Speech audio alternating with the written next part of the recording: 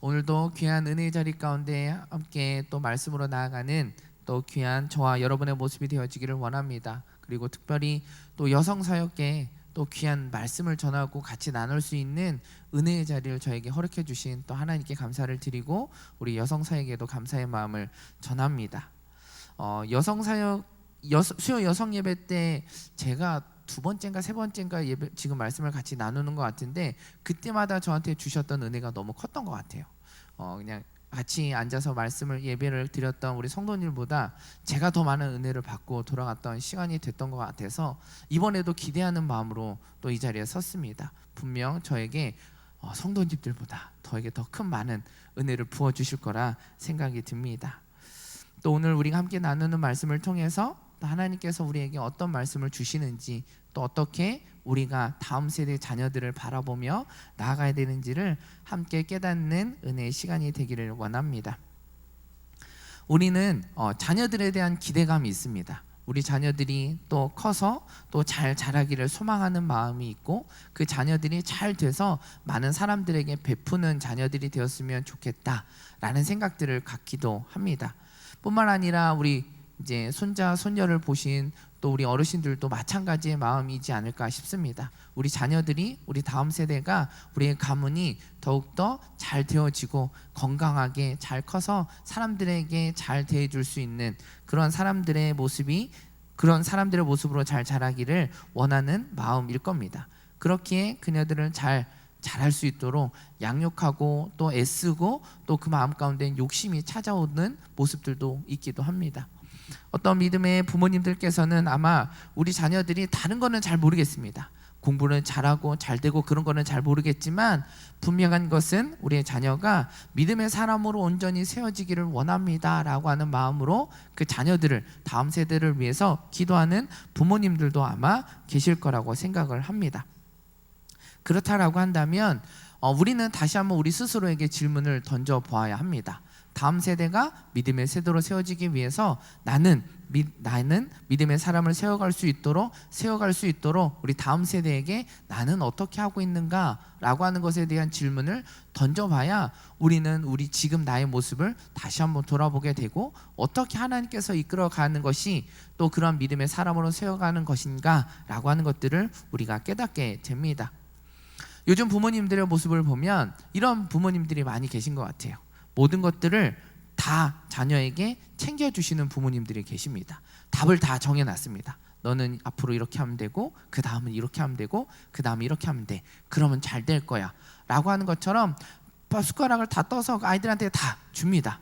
아이들이 스스로 젓가락과 숟가락을 챙기고 밥을 퍼오고 자신들이 그 밥을 떠서 먹을 수 있는 그런 기회를 주기보다는 부모님들의 모습에는 그 모든 것들을 다 차려놓습니다. 그리고 너는 밥 숟가락 뜨고 먹기만 하면 돼. 나머지는 내가 다 해줄게 라고 하는 부모님들의 모습이 나타나기도 합니다. 이러한 모습을 보면서 한편으로는 이게 정말 자녀들을 잘 성장할 수 있게끔 하는 그런 양육의 모습일까? 라고 하는 질문을 던져보게 되고 생각해 보게 되는 것 같습니다.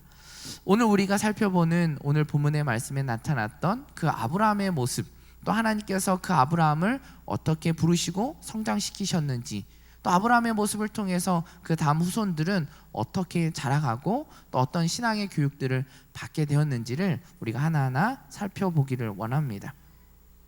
오늘 본문 1절 말씀 우리 다시 한번 읽어보도록 하겠습니다. 시작.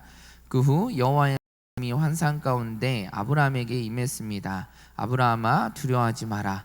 나는 내 방편이 내가 받게 될 상이 아주 클 것이다.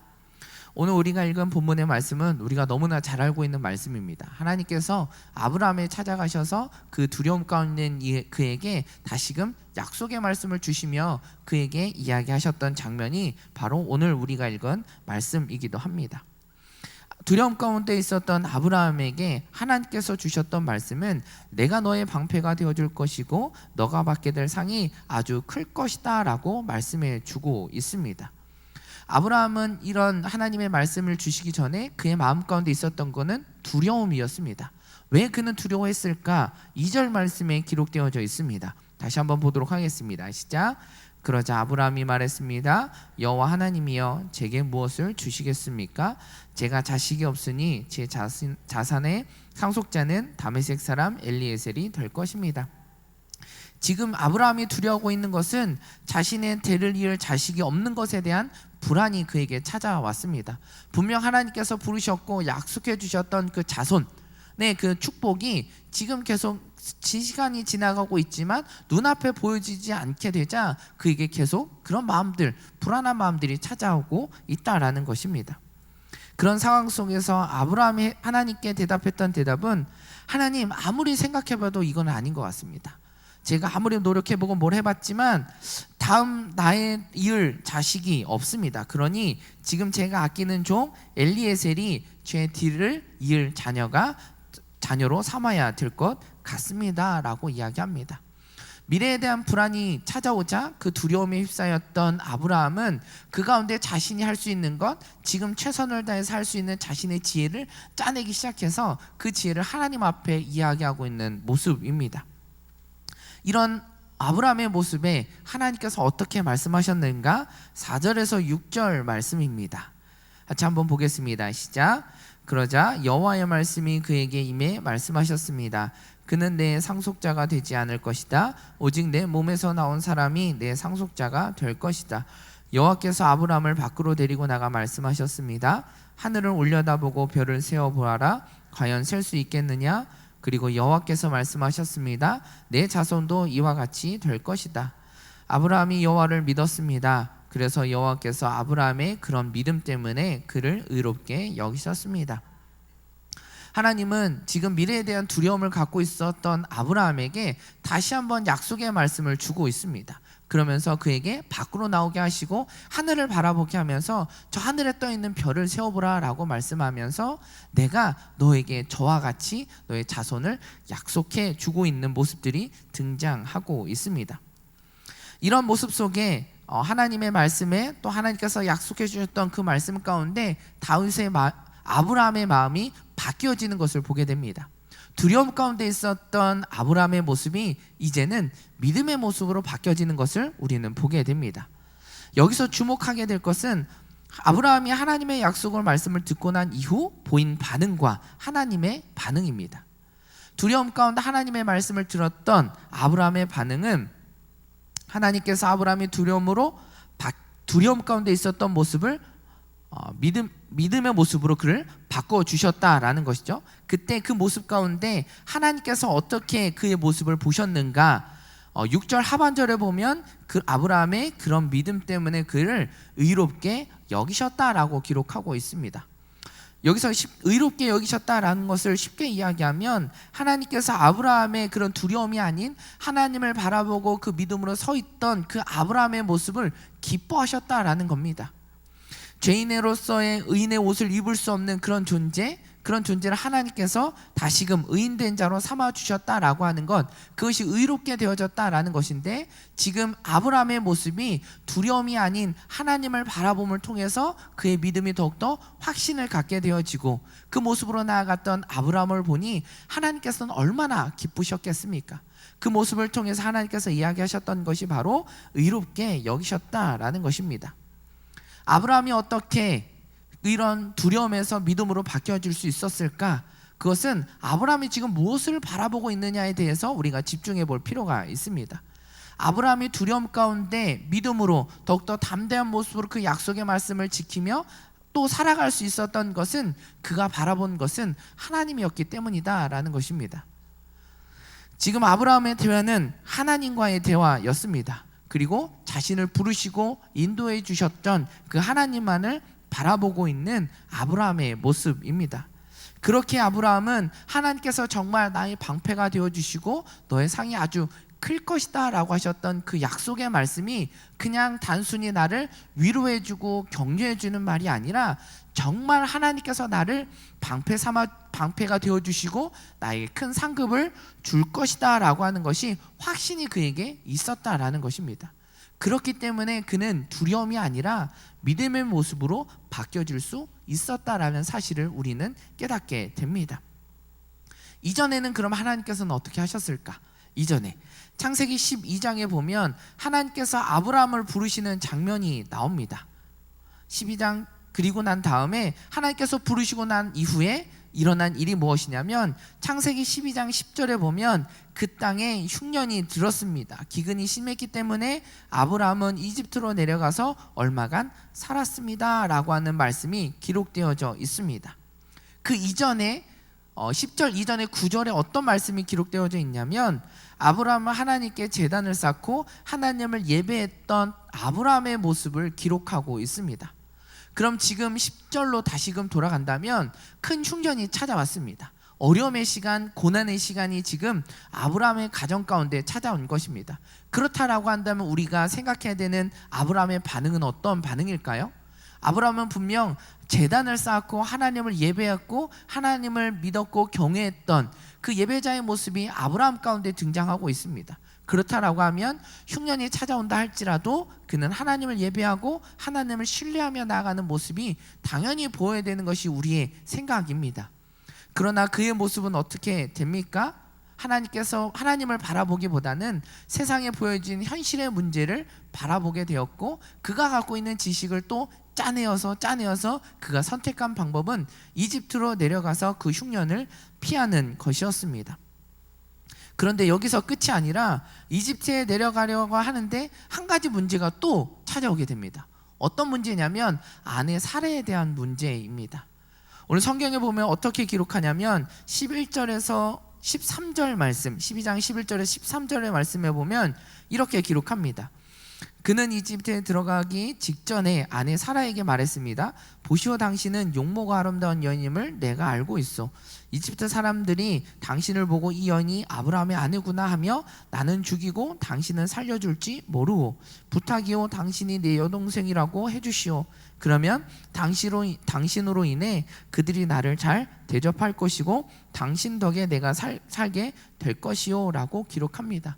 아내 사레가 얼마나 이뻤으면 이집트에 가서 그 사람들이 나를 죽이고 아내를 빼앗아 갈까봐 두려워할까라는 생각들을 해보게 됩니다. 그런 문제들이 자신들에게 계속 찾아오게 됩니다. 아시겠지만 하나의 문제가 찾아오면 연달아서 오는 문제들이 있지 않습니까?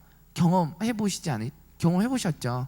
하나의 문제가 터지면 연속적으로 나에게 어려움의 시간들이 계속 찾아오는 시간들이 있습니다. 아브라함도 지금 그런 모습이지 않는가라는 생각을 해보게 됩니다.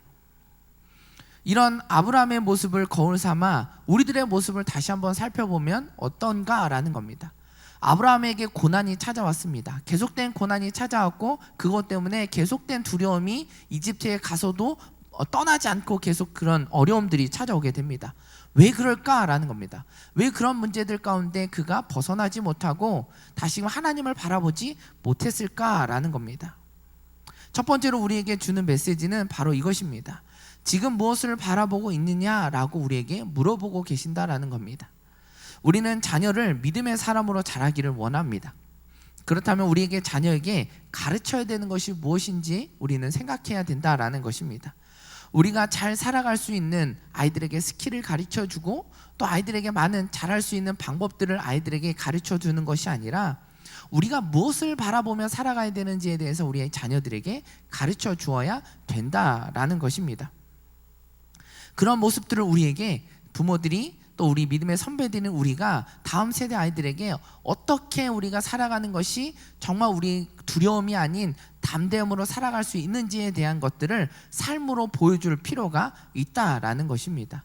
아브라함이 지금 두려워했던 이유가 무엇이었냐면 하나님을 바라보지 않고 세상을 바라봤고 자신에게 놓여져 있는 문제를 바라봤기 때문에 그의 마음 가운데는 두려움이 찾아왔다라는 것입니다. 우리는 자녀들에게 어떤 것들을 가르쳐 주고 있습니까? 다음 세대에게 어떤 모습을 보여주고 있습니까?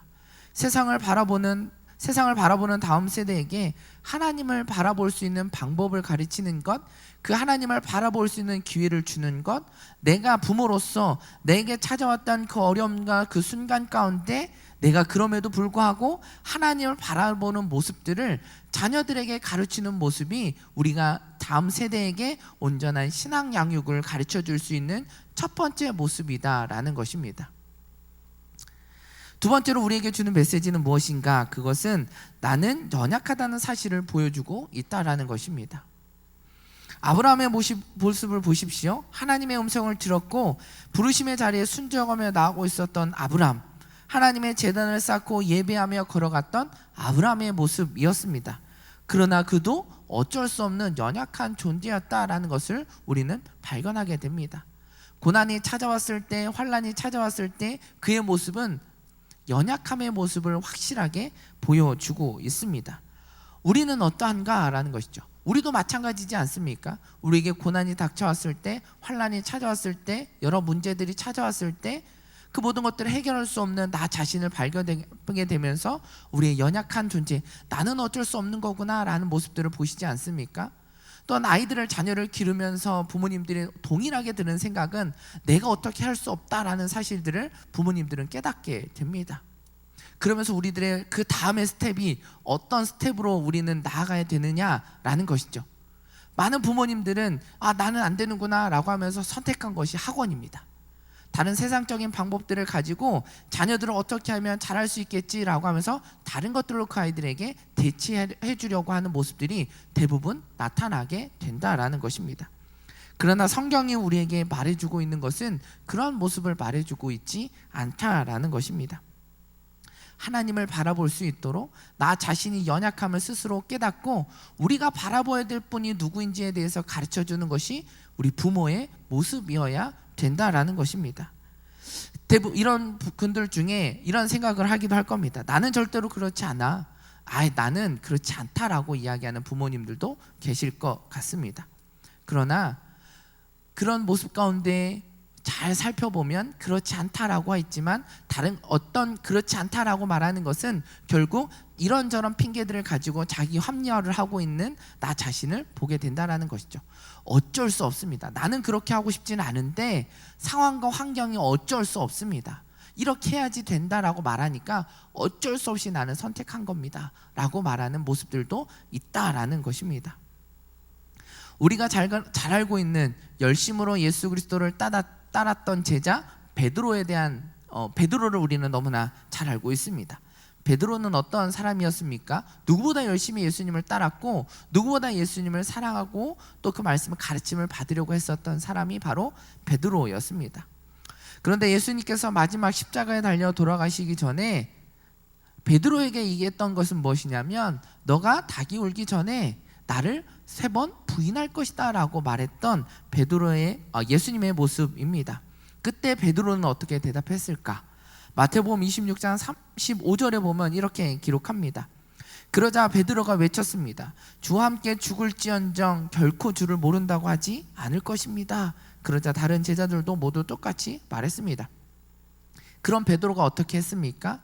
예수님께서 말씀하신 대로 닭이 3번 울기 전에 예수님을 부인했던 그런 베드로의 모습을 보게 됩니다. 베드로도 현실의 두려움이 그에게 찾아왔던 겁니다. 예수님께서 고난받고 십자가는 그 모습을 보면서 나도 저렇게 될 수 있지 않을까라고 하는 두려움이 찾아왔던 것입니다. 그로 인해서 나는 그를 모른다라고 말했던 그런 베드로의 부인의 모습을 보게 됩니다. 우리의 모습은 어떤가라는 것입니다. 아브라함처럼 우리는 연약한 존재라는 것입니다. 베드로처럼 우리는 어쩔 수 없는 연약한 존재라는 사실입니다.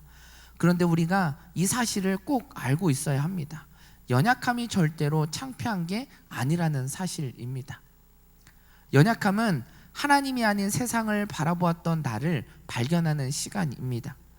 연약함을 강함으로 인도하시는 하나님을 경험하는 시간입니다. 연약함은 어둠 가운데서 빛을 내시고 무에서 유를 창조하신 하나님의 은혜를 온전히 경험해 볼 수 있는 시간이다라는 것입니다. 우리는 내가 이렇게 고난 가운데 어려움 가운데 힘들어하고 있는 것들을 자녀들에게 보여주는 것이 창피한 일이라고 생각을 한다라는 것입니다. 그런데 그것이 창피한 일이 되지 않는다라는 겁니다. 그것을 통해서 우리는 하나님을 바라보며 나의 연약함을 하나님께 내어놓았을 때 하나님께서 그 약함을 강함으로 바꾸어 주시고 하나님께서 그 모습 가운데 일하시는 것들을 직접 아이들에게 보여줄 수 있는 교육의 시간이 되어줄 수 있기 때문이다라는 것입니다. 그 시간 가운데 베드로는 예수님을 부인하는 그런 모습 가운데, 또 그 이후에 예수님께서 다시금 찾아오면서 베드로에게 너 나를 사랑하니? 라고 물으셨던 모습 속에 베드로는 인격적으로 예수 그리스도를 만났던 베드로의 모습입니다.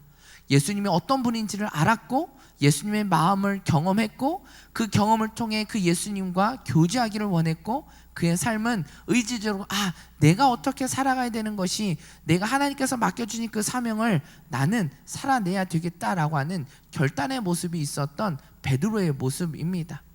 연약함의 시간 가운데 예수 그리스도를 인격적으로 만날 수 있는 은혜의 시간이 그에게 있었다라는 것이고, 그는 온전히 복음을 증거했던 사도의 삶을 살아갈 수 있었던 베드로의 모습을 발견하게 됩니다.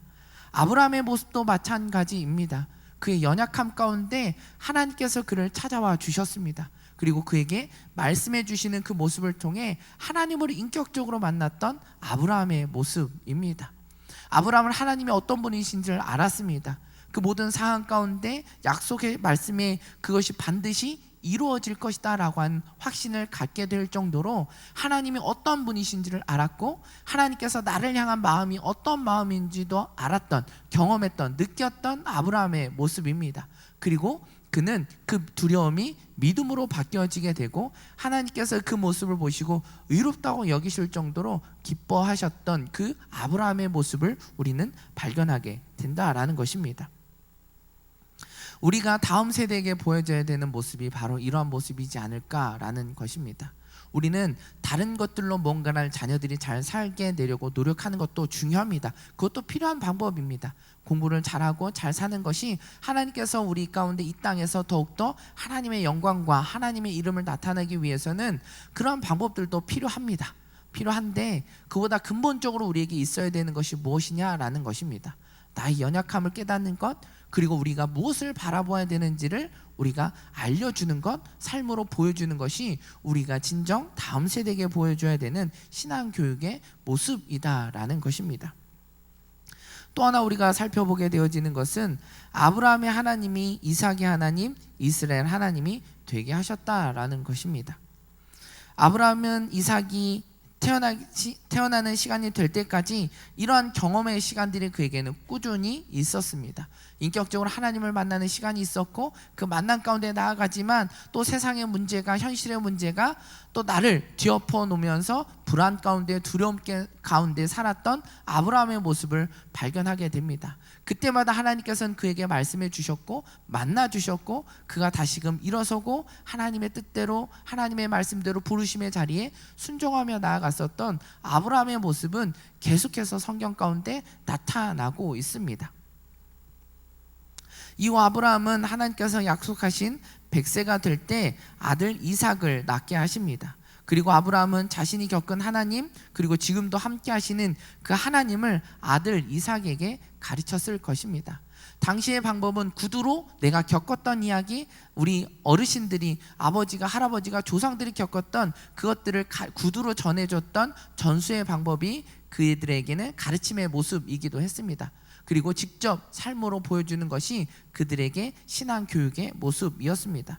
마찬가지로 아브라함도 아마 그런 모습이었을 겁니다. 내가 겪었던 하나님에 대해서 이야기해 줬을 겁니다. 내가 하나님이 나를 부르셨던 이야기, 내가 하나님이 부르시고 나아가는 가운데 흉년이 찾아왔을 때 겪었던 그 이야기, 또 나에게 찾아왔던 계속되는 수많은 고난과 어려움 속에서 하나님께서 나에게 어떤 약속의 말씀을 주셨는지, 그 약속의 말씀이 바로 너라는 사실을 분명 아브라함은 아들 이삭에게 이야기해 줬을 것입니다. 그러면서 이삭은 그 아브라함의 하나님이 나의 하나님이 되어줄 수도 있겠다라는 사실을 깨달았을 것입니다. 그리고 그런 하나님을 바라보며 나도 그렇게 살아가야 되겠다라는 결단의 시간이 이삭에게는 있었을 것입니다. 창세기 22장에 보면 그 절정의 사건이 나타나게 됩니다. 하나님께서 아브라함에게 아들 이삭을 바치라고 하는 장면입니다. 그 과정 가운데 아브라함의 모습은 어떠했는가? 아브라함은 하나님을 향한 믿음의 확신을 갖고 있었습니다.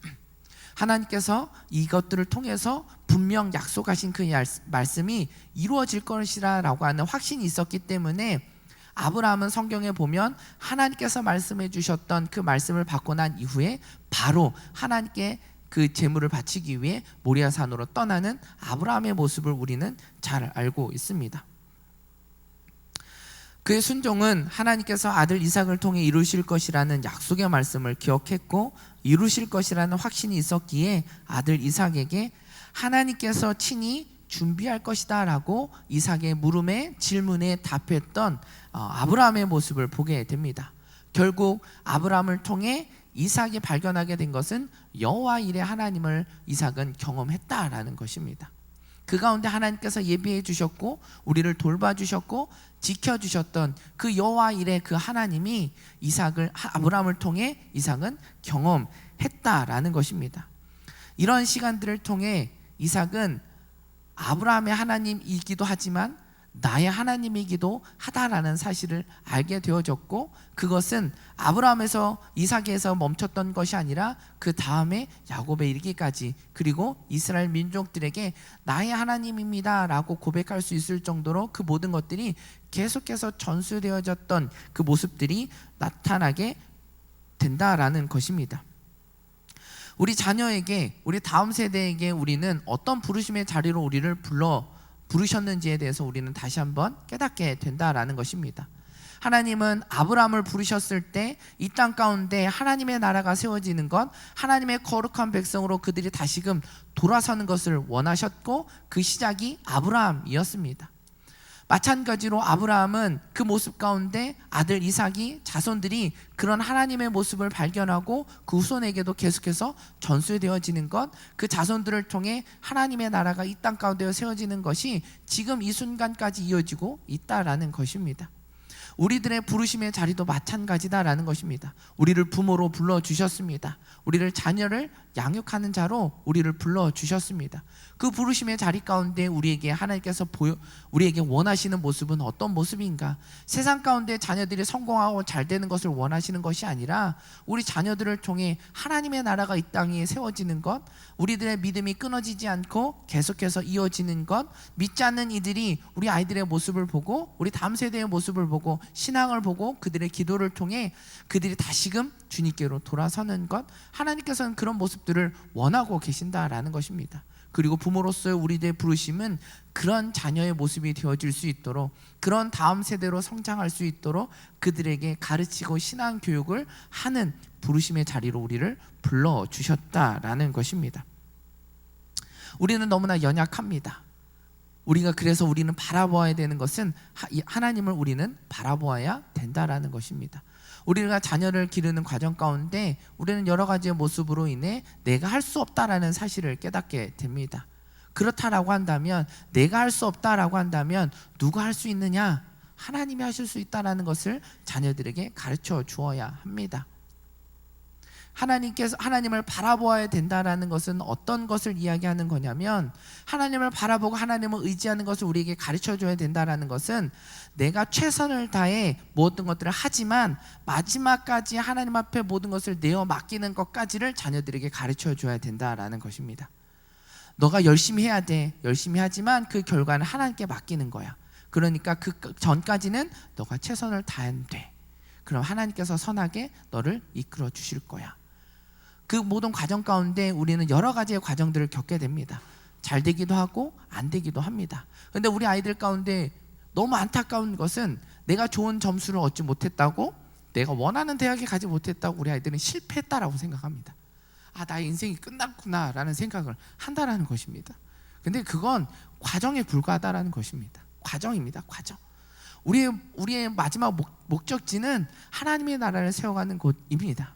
그것이 목적지인데 우리 아이들의 생각은 내가 좋은 대학 가는 것, 내가 좋은 점수를 얻는 것, 내가 좋은 곳에 취직하는 것이 내 인생의 목표고 전부라고 생각한다라는 것입니다. 우리가 하나님을 바라본다라는 것은 우리의 삶의 방향을 바꾸는 것입니다. 베드로, 아브라함, 성경에 나왔던 수많은 사람들이 하나님을 예수 그리스도를 인격적으로 만나고 난 이후에 그들의 삶의 방향이 바뀌어졌다는 것이죠. 무엇이 우리 인생의 목표여야 되고 우리가 무엇을 바라보며 나아가야 되는지에 대한 재설정의 시간들이 있었다라는 겁니다. 우리 부모가, 우리 믿음의 선배인 우리가 다음 세대 아이들에게 보여줘야 되는 것은 어떻게 우리가 삶을 살아가야 되는 삶의 방향을 우리 아이들에게 알려주어야 된다라는 것입니다. 그것을 입술로만, 이야기로만 가르쳐주는 것이 아니라 우리의 삶으로 보여주는 것이 진정한 가르침의 모습이다라는 것이죠. 신명기 6장에 나오는 쉐마의 말씀에도 분명히 이야기하는 것은 너희가 먼저 그것을 지키라라고 말씀합니다. 부모가 먼저 그 모습을 지키고 그 모습을 자녀들에게 보여주는 것이 참된 가르침이고 그것이 신앙 교육이다라고 말해주고 있습니다. 그런 모습이 되었기에 아브라함의 아들 이삭도 야곱도 그들은 이스라엘의 민족 모두가 나의 하나님이라고 고백할 수 있었던 것입니다. 우리 자녀들이 정말 믿음의 사람으로 온전히 세워지기를 원하십니까? 정말 우리 아이들이 하나님이 나의 하나님이라고 고백하기를 원하십니까? 그렇다라고 한다면 우리는 지금 나는 어떤 자리로, 어떤 모습으로 하나님을 바라보고 있는가라고 하는 것에 대한 질문을 우리는 던져보아야 합니다. 그렇지 못한다라고 하는 것은 지금 내 삶이 내가 주인이라고 생각하기 때문입니다. 내가 무언가를 해야지라고 생각하고 있는 모습이기 때문입니다. 하나님을 바라보는 것이 아니라 나 자신을 바라보고 내가 어떻게 해야 된다라고 하는 모습들이 우리 가운데 아직 남아있기 때문입니다. 우리가 바라보아야 되는 것은 하나님이고 그 하나님을 의지하며 나아가는 우리들의 모습이 되어질 때, 그리고 그 모습을 다음 세대에게 보여줄 때 우리 자녀들은 온전히 하나님의 자녀로, 믿음의 세대로 세워질 줄 믿습니다. 저와 여러분의 모습이 바로 이러한 모습으로 온전히 주님을 바라보며 나아가는 저와 여러분의 모습이 되어지기를 간절히 축원합니다.